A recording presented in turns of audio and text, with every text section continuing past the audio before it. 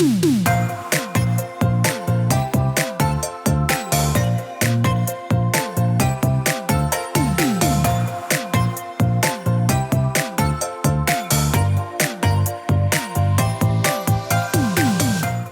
to the Plant Based Podcast.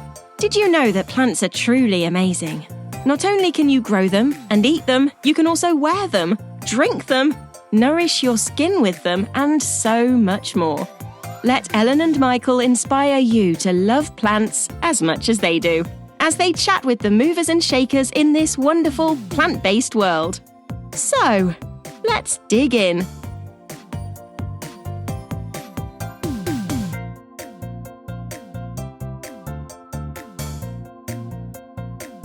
All I see is a door, but you look pretty. What's this door? Where are you, Melon? Are you having a pee? Oh, hi. I was putting the iron away. I didn't know you were so domestic. Well, I wouldn't go that far. But How's hi. it going? I am potentially on the verge of being arrested because, you know, if you park anywhere, like I'm in Ipswich, my hometown, and you know when you're in a small town, like if you park anywhere, you just look suspicious whatever you do. Like, it's not like being in London where you're just anonymous. People get on with stuff. Here, I think maybe what I'm looking at is an old people's home across the green. There's some bungalows. This is bound to be a suspicious vehicle. So I've probably got 30 minutes tops. All right. And you do look very suspicious all of the time. So, yeah. Honestly.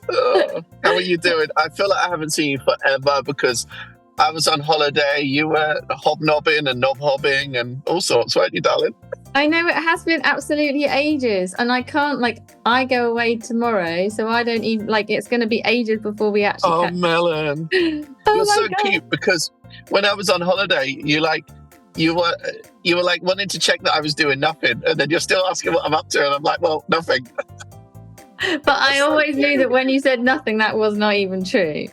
Oh, true. But, you know, I think the difference is, we always talk about what is rest. You know, rest is just doing something that is not something you feel compelled to do, something you enjoy doing rather than, I don't know, chore. So, I was working on a different time clock. So, yeah.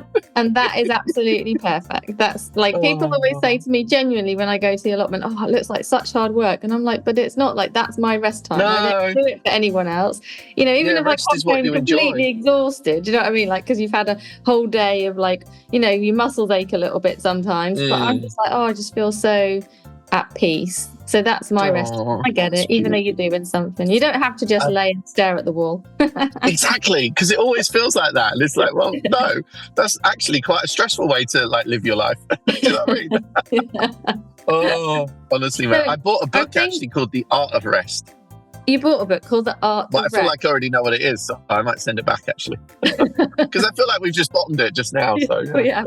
You could have written the book by now, for sure. Well, I just seen if the police were coming. I was going to say, you're looking around like you're really concerned. You realise that that's making you look more suspicious. I've got a suspiciously large cappuccino as well.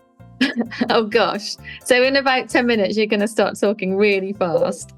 It's not my usual cortado, I have to say. Oh, Ellen, where have you been? Michael, where have you been? Honestly, someone asked me this the other day. I don't know. I've been so busy. It's just been a bit of a wild few weeks. I've had loads of work on and I'm doing my yoga teacher training, which is now coming to an end. Wicked. And so pretty much every morning, I either go to the allotment at 5 a.m. or do yoga teacher training because my teacher's in India. 5 a.m. Wow. Yeah.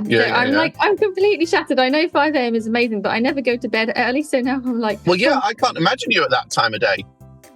No, don't. What do you look like at that time of day? Not good. It's just not good look. No. Someone said to me on the allotment the other day, he said, you're always so upbeat and cheerful. And I was like, generally I am. And then I walked away and I went, but you haven't seen me down here at 5 a.m. in the morning because that's not a good thing.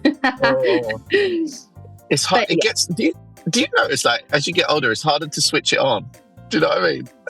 If I'm feeling grumpy or slow in the morning, I can't fake it. No, I've always been slow. It doesn't really matter my age. Oh, ding dong. Oh, but what are you up to today then? So today I've already done yoga training this morning. And then I have to go to my storage unit in Norwich and drop off a load of stuff. And I told you to never store stuff, Ellen, because you'll just store it until you die. Honestly, you are totally right, because every single time I go to anything, darling, it's all being kaput. I totally get it. Like, I go to that storage unit and it freaks me out. It's hard work, but yeah. Anyway, then I'm going to my mum's because I'm heading down to London later to catch a flight back home to Charlotte tomorrow. Yeah, busy errands day, you know. Oh. What about you? So what are you doing in Suffolk right now? Oh my God. Well, obviously, have I banged on about this before? Obviously, you know, I kind of moved down to London, like, what was it, nearly 2 years ago. And because I got this real skill in life of never truly making a decision. And somehow I've got away with that for 44 years. So like, I didn't really decide to sell my house or anything. So I kind of I initially left it just empty for a few months. And then I had it on Airbnb, and you were one of my guests at some point, and booking.com. And then after a couple of years, I was like, that all went well, but it's like, I need to kind of make some other decision, consolidate, kind of like, having a house kind of there was another thing on my mind, and kind of like, you know, I had a lot of tabs open for a long period of time. So I made the decision and I sold it. But now, Ellen, Mary, how did I fill a 3-bedroom house and garage with stuff in literally 6-month period?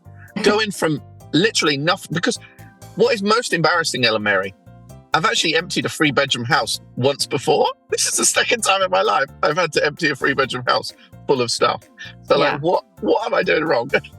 Michael, there's 2 things quickly I'm going to take from this conversation. One is you hoard more than you think you do, and I'm completely the same. Yeah. And 2, when you say Ellen Mary twice in a sentence, you know I'm serious. This means this is serious stuff. Definitely. But the thing is also, a lot of it, because you feel kind of weird and guilty about getting rid of stuff. So I've actually got a car full of like garden stuff and books that I'm taking to the hospice today, St. Elizabeth Hospice in Ipswich.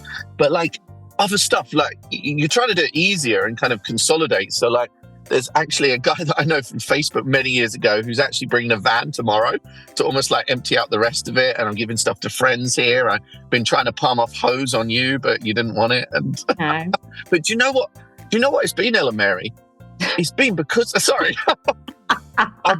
I've been like filming different things and content for like companies over the years. A lot of it is just random props. And I've always then been with the garage. Oh, I can store this. And now I've got like so many random props, like a snow machine. Yeah. Like, I'm pulling out tinsel. Also like samples. So like there's then a wormery. There's obviously, you know, 20 bags of lava light, which is brilliant, but I'll never use 20 bags of lava light. But at the hospice, they might well do. Yeah, so I totally get it. Yeah. You know, my shed is getting like rid that. of a lot of props and samples, which is like, it's very generous. But now hopefully they're going to a home where they're not actually going to sit around in a garage for a while. They're going to be used. Yeah. But that's what really filled a lot of the space, to be honest. And books as well. I've probably decided to get rid of a third of my book collection. Because it's weird, because you hang on to them, but do you read them again? It's weird. No, not really. Like, I think if it's and they're like nice to have, but if I didn't look at them in 3 years, you know what? Fiction books I don't read again, but if it's like a book, I might refer to it every now and again. Yeah. I have to say, like, my shed is full of stuff, you know, gifted, which is lovely, or props, like you said, for different things. But 20 bags of lava light, I cannot believe that you haven't used those. I've got to say, that's shocking. But no, if I can help others, that will be cool. So yeah, but it's really, it just feels really complex, because then I'm like, I then will bring to London. There's some stuff I'll bring to London to then sell, because there's a really good app around the apartment block that works well. Some other stuff then I'm taking to the dump, other stuff to here. And so I'm kind of like, oh my God, it's so complex. I've got like a flow chart for everything I'm doing today as well. Oh my goodness. Well, if that helps you get it done, then that's all good. Well, the other option would be, put it in storage, but that doesn't help you, because you've still got to sort it out one day. Yeah. Or to put it all in a skip, but that is silly. and wasteful, and I wouldn't. There's nothing that needs to be skipped. Like I've moved obviously like you last October, and I haven't skipped anything. Like everything went away to charity or got sold, and the rest of it's just a lot of admin to discard. Yeah, the dreaded storage unit. And I was just going to say, we are probably like 11 minutes or more into the episode, and we haven't even mentioned why we're here just chatting. I guess not. No. Podcast. Do you think we should? Yeah. I think there's a woman running for the bus, and she looked at me so suspiciously. You probably look a little bit like a private investigator or something. It's not a phone call. That's it. Like, no, but I'm not parked behind a tree or anything. The bus is waiting for her. That's so nice, actually. Like not even hurrying now, Jesus. She's like strolling now. She got near it. Now she knows it's waiting. Honestly. To be fair, Michael, the fact that you are literally following her every move is a little bit suspicious. You probably look like someone who's going to do something bad. I'm casing the joint. Yeah. What were you about to say? It was on. I felt like it might have been interesting. What was it? Oh my goodness! So what we were saying was we're probably now 15 minutes into the podcast episode. We haven't even said why we're here. Simply chatting away nonsense. Ellen, it is our podcast. We can do whatever we want, whenever we like. We can do, Michael, but our listeners will have switched off by now, not knowing why we're gibbering away. Pardon? You find this exciting, I'm sure. Okay. maybe not. All right, anyway, Ellen, you do the corporate bit. Go on. It's not corporate. Oh my gosh, you always take the Mickey one. I want our listeners to actually know what we're doing. You'll do it before I get a whooping cough. Oh my goodness. Well, we're at the end of series 15. So we finished up with Dario Spagnoli from Spagnoli. Is it? Spagnoli.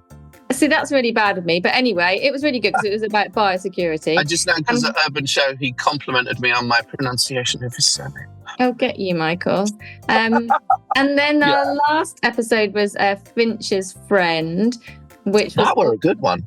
Yeah, all about protecting birds in the garden with their very cool bird feeders. So that was awesome. But we've decided to have a summer break, which is basically all the way till the end of August, because everyone's on holiday anyway, aren't they? You know, it's almost like the world closes. It's like such a quiet month, isn't it? So we decided we're going to have August off, well, the rest of July and August off, and then we'll be back on the 1st of September. So to round off the series, we just thought we'd have a little gossip and say thanks to everyone for listening to the podcast. Like, we are heading, Michael, this is shocking, we're heading towards 1 million downloads. Like, that's bonkers. Yeah, bonkers. Ooh, my flip. Ooh, my flip. Oh, your video's gone. Oh, there you are. So yes, thank you, everyone. Thank you to our sponsors also of this series, which again was Hydria Fountains with their very water fountains for garden and inside as well. Also, I have to just say, I saw Becky from So Much More. She used the fountain pump, but she took it out of the kit, the Hydria kit, used all the other bits for other things, and used the pump in her pond in the garden. Oh, in the ground. Yes, so she's got like the water, and I thought that's such a cool idea. So anyway, there you go. I could use it indoors with my indoor pond. Yeah, you could. Yeah, you could. It's covered in duckweed, Ellen. I think I need to clean it out a bit. Yeah, it's mad. Honestly, you need to put a little rubber duck in there. That's what you need to do. Oh no. Well, it might need a fish. Yeah. You might need a fish. Well, if you have a fish, you need to also be there to feed it, Michael. Yeah, I will from time to time. But also, I think it all feeds itself, doesn't it? Or you can't just feed it from time to time. You don't know how often time is. Oh dear. Oh, there's a Sainsbury's delivery happening over there at number 48. Oh, nice. Carrots. That's nice, Ella Mary. I'm really oh my God. I'm really on the edge here. You literally are on the edge. And it's always when you've had coffee also, I should say. Whenever we do a podcast recording, you've drunk coffee and you start just being slightly crazy. What, you're looking at yourself in the mirror now? Oh my gosh. I was judging for the GEMA Awards yesterday, which was cool. How did it go? Actually. Yeah, really nice. It's what was it? Maybe something like 200 entries of new products that are going into garden centres and POS material, also like social media campaigns and stuff. Really, really interesting day, actually. And the awards will be in November, I think it is. Can we tell listeners what GIMA is? Garden Industry Manufacturing Association. Awesome. Yeah, which is kind of like sort of like HTA, but more drilled down to garden centre products. So yeah, it's quite a big noise, the awards. So I'm quite honoured to be a judge. So that was a nice little interlude. But I haven't just been on holiday, I was also in Austria checking out their horticulture for Floriselect. So that was quite cool. Yeah. And it turns out the weather wasn't any better there. It was similar. I think most of Europe is having the rubbish weather, to be fair. It's not just us. It's really mad. And when I was in Spain, open brackets on holiday, close brackets, there was a storm one day. Well, but storms are nice when it's warm. Do you know what I mean? Storms are good. Like usually where it's hotter, you'll get the odd storm, which just freshens everything up, which is absolutely lovely. When people are like, we need a good storm. It's a bit close. It's a bit close. I love that term. It's quite close, isn't it? Like what? So you're not going close? Oh no. So you're not going to Hampton? No. Did you go to Hampton? No. No. Do you know what? I was meant to go to Hampton on press day, but I took a decision that I wouldn't usually take to see my godchildren instead. That sounds really awful. Usually I would go to Hampton. How bizarre. But I haven't seen my godchildren for ages, and we just had an awesome few days. So yeah, that's cool. Priorities there. I've got to say, I did see all the photos. I do love Hampton. Hampton is probably one of my favourite shows. And but there is a beauty in saying no to stuff, Ellen. There is a beauty in saying no. You know what I mean? As we get older, we realise this. 100%. Like I've spent at full pelt saying yes to absolutely everything, and I'm pretty good at just going, actually, I'm not going to do that one this time. Well, so Ellen, the other night, I even cancelled on you. You did cancel on me. I feel like you were maybe relieved because it would have been quite far for you to come. So hopefully you were cool on that. So to be fair, I cancelled on you for you, not for me. Yeah. Oh, I didn't know this. I actually called it. Mirrors. You were having your tattoo at the time. I was letting you call it. I was kind of leading you in that direction, I think. Yeah. Either way, I could tell by what you were saying. You were like, I think I'm getting a fever. I'm really exhausted. I was like, fine. Like, I know. It felt really weird, actually. Yeah. I know what you've been through over the last few months. So it was really absolutely no problem. But thank you. But I'm not going to see you in person for absolutely ages now. So I'm sad about that because I won't be at Tatton because I'll be in Charlotte. Actually, I just signed up to do some voluntary work for underprivileged communities in their gardens in Charlotte. So that's going to be really wicked. Cool. But you're back in August, or? Yeah, I'm back in August. So I'm leaving my allotment for 1 whole month all on it. What's going to happen? It will be just fine, Michael. That's what will happen. Oh, God. Okay. Yeah. And then you'll have to come back to harvest being ready. Yeah, so I've got a lovely allotment neighbour. He's called Les, and anything in the greenhouse he will water for me. And if there hasn't been any rain, which to be quite frank, there probably will be. He when he waters the allotment, he'll do a little bit of mine on the salads and stuff. But honestly, mulched, and everything's growing really well. I have a lot of perennials growing on there. Yeah, that's cool. I am confident, whilst there will be some weeds, but it's no dig, so not that many weeds anyway. Yeah. It will be okay. Like I'll come back to harvesting and weeding, but I'm still. It's taken 6 years of very strict planning. Do you know what I mean? To get it to the state where I can go away in summer and. It works. So it'll be fun. I'll miss it. Not one to talk about the weather, but like, is the summer going to break through? It's a little bit bizarre, isn't it? I don't know. I know that the Met Office said maybe a month or so ago that over 90 days we were going to have 50 days where it rained. So. So yeah, so you've got another 2 months of rain on and off. So probably not going to have the best summer, but it's quite warm. It's not cold at least. So one positive. Yeah, but there's just like something about this thin film of cloud, just kind of like maybe I'm being over dramatic, but I think you might get it. But I just feel like it's wrapped around my soul. You know what I mean? Oh wow, is that over dramatic? That's quite dramatic, yeah. But I don't know. It's just like this glass ceiling of, I don't know, something. I was with a friend having breakfast Cloud the other ceiling. day, and she said to me, in Britain, we don't ask for much. A lot of crap is going on in the world and in Britain as well. A load of stuff. Yeah. And all we really want is a bit of sunshine, and we would all feel so much better. And she's right, though, you know. The sun makes such a big 100%. difference, doesn't it? So I get it. Yeah, I get it. I know. But I'm off somewhere where it's just going to be completely opposite, which is amazing and also has its negatives. So we're never really happy with the weather. It's like 40 degrees and 97% humidity, and you can barely step outside. Well, yesterday there was a moment when we were doing the judging at because we were at Warwick Racecourse, and there was like this moment where like someone said, "Oh, the weather is just perfect right now," and there was just this one little moment, this 1 minute, and I was like, "Oh, so is this the perfect weather that we kind of want?" It's almost like, you know, we want to be able to bottle it, and that was it. That was perfect. Don't people make a faff of like manoeuvring and stuff? Honestly, they need to live in London. We do it so much better. Jesus. Oh, do you know what? Too polite.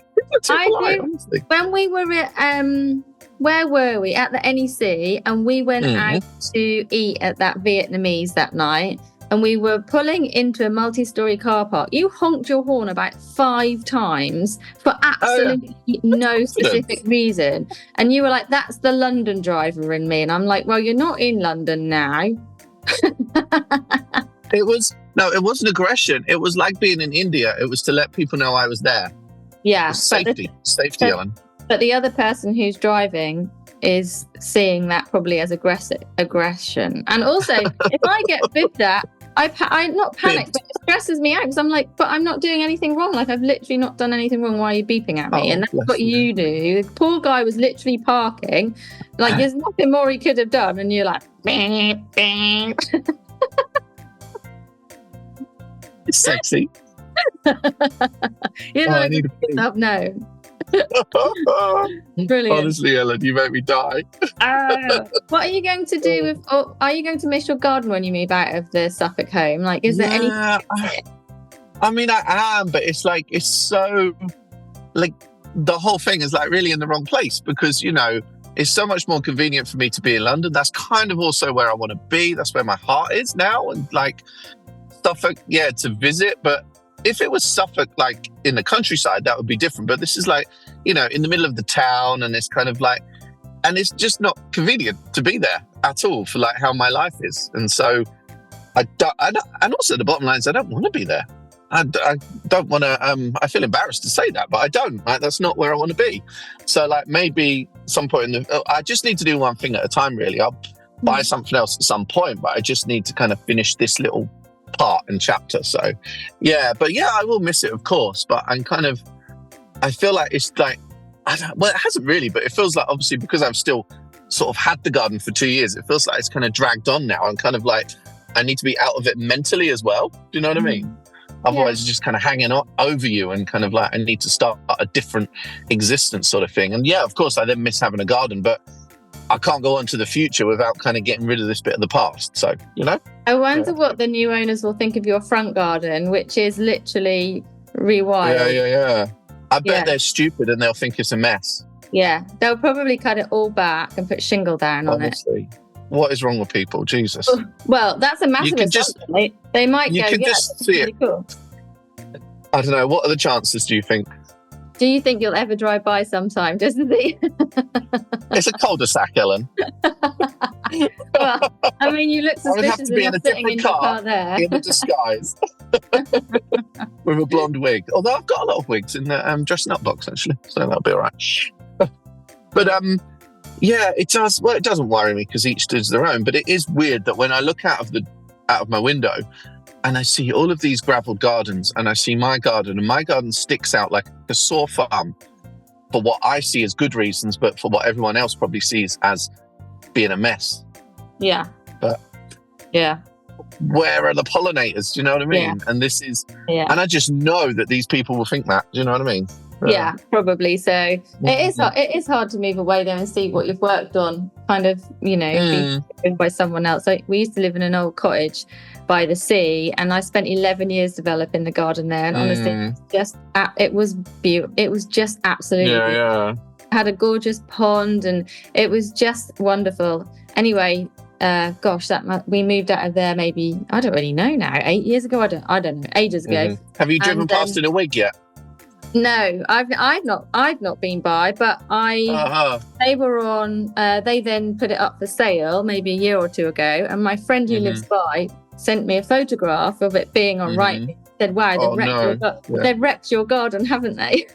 It's very nice of her to tell you. Jesus. Well, it was sort of a joke, but yeah, it didn't look as good, that's for sure. But it becomes someone else's home, doesn't it? Well, someone said to me yesterday on Instagram, they're like, "Oh, doesn't it worry you that someone's going to rip it all out?" Well, no, I didn't think about it until you bloody said it. Honestly, people are so negative, aren't they? They're always like, I don't know, like, I'm quite good at not allowing my brain to go in those different directions. Like, and why would you then say that to someone else? Like, you could be really upset about this soon. Let's not turn it into a moan fest. Do you have anything to say to our listeners before we sign off for this episode? Because I think you are probably going to get arrested shortly. Don't eat yellow snow. That's the wrong time of year. Say that in winter. Oh, okay. All right. Well, don't eat brown grass. Okay. But also listen to the podcast I did with Tom Coleman, because it was wonderful, and I wore a cap throughout. Okay. Is there a particular reason you wore a cap throughout? No. Okay. And Tom Coleman, you can find him. I do regret it a bit, because I don't like how I look with a cap from the front. I don't mind from the side, but from the front, it just doesn't work. Wow, this is very in detail. Ellen, by the way, look my muscle. Oh my goodness. I am Tom Coleman, and he has a podcast called, is it Sip and Grow? Sip and Sow, you. Sip and Sow. Sorry, yeah. Anyway, he's absolutely fabulous. And he came behind the scenes of QVC, right? Yes, it was really good. Really privileged to get him in there. But you've also been on a podcast on the Underground. I think they loved it from all accounts. Yeah, how was it? Kate and Phil, called the Underground She's podcast. So great, isn't she? They're both really lovely. We talked about wellness. We talked about the horticulture industry, all kinds of things. We could have sat there and chatted for so much longer, but that's super nice. But go and check them out, because they have interviewed loads of really cool people. So that's been a good podcast to go on. And it's really nice kind of industry level podcast as well, which is nice. Yeah. It talks about the industry, which not so many podcasts do. So that's totally. If you're laying on the beach and you want to put a podcast on, obviously we have a back catalogue of them, but there's loads of other podcasts in horticulture. Have a little listen to as well. So go and check them out. Cool. All right. Thank you. Signing off now for the summer. Have a pee at the hospice. Yeah. Okay, great. All right. Wonderful. Thanks, Michael. Go away. Thank you, Ellen. Finish clearing out your house. Do nothing for a few days at least after you've done that. I will be checking on you. Are you doing nothing? And we'll be back. Blank message. We'll be back in September. Bye. We will be. I'll see you later, darling and darlings. Darling and darlings. Lovely.